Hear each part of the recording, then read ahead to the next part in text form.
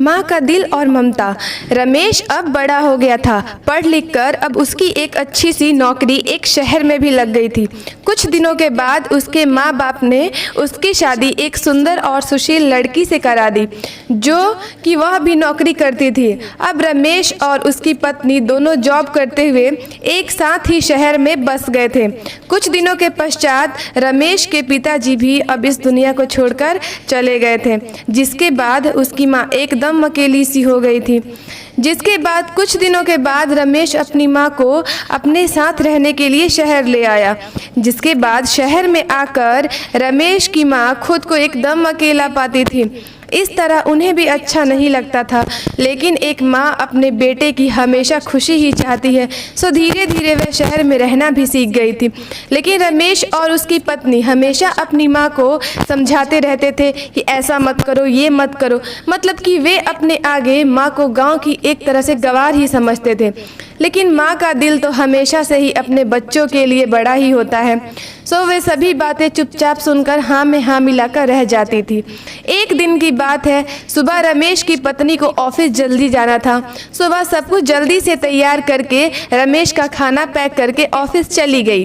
फिर इसके बाद रमेश भी जल्दी जल्दी तैयार होकर ऑफिस निकल गया था। फिर कुछ समय बाद रमेश की माँ ने देखा कि उसका बेटा तो खाने का लंच बॉक्स तो घर पर ही भूल गया है। तो माँ ने बिना देर करते हुए फटाफट ऑफिस पहुँच गई और पास में एक कुर्सी पर बैठ गई, क्योंकि कंपनी में बाहर के व्यक्तियों को अंदर जाने के लिए मना था। सो फिर बेटे को दिक्कत ना हो इसलिए फ़ोन ना करके मैसेज किया, लेकिन रमेश अपने काम में बिजी था। माँ की मैसेज पर ज़्यादा ध्यान नहीं दिया, लेकिन उसकी माँ बाहर कब से उसका इंतज़ार कर रही थी।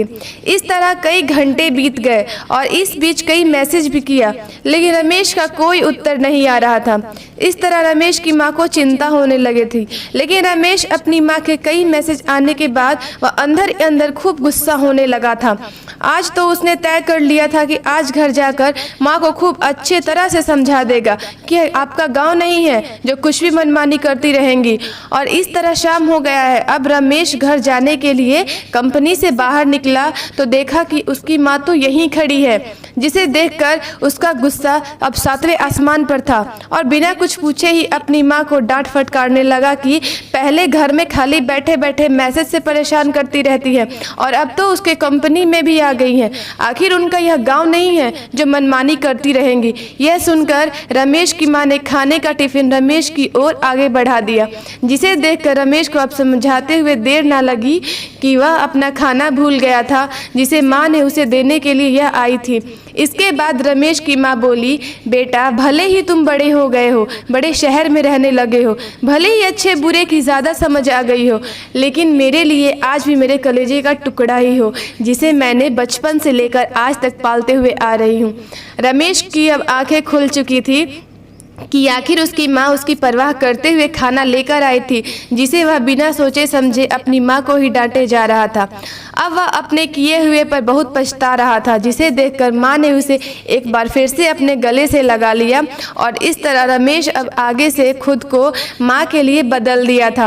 अब उनकी पहले से ज़्यादा अच्छे से देखभाल करने लगा था, जिसके बाद माँ को अब शहर भी अच्छा लगने लगा था, क्योंकि अब उसका बेटा फिर से उसे मिल गया था। दोस्तों, हमें इस कहानी से ये शिक्षा मिलती है कि एक तरफ जहां हम पढ़ लिख कर खुद को ज़्यादा ही समझदार समझने लगते हैं, जिससे जाने अनजाने में माता पिता की बातों को गलत साबित करने में लग जाते हैं, लेकिन हम यह भूल जाते हैं कि जिस माँ बाप ने अपने बच्चों की खुशियों के लिए अपनी खुशियों का त्याग कर दिया हो, वो भला माँ बाप अपने बच्चों का कैसे बुरा कर सकता है।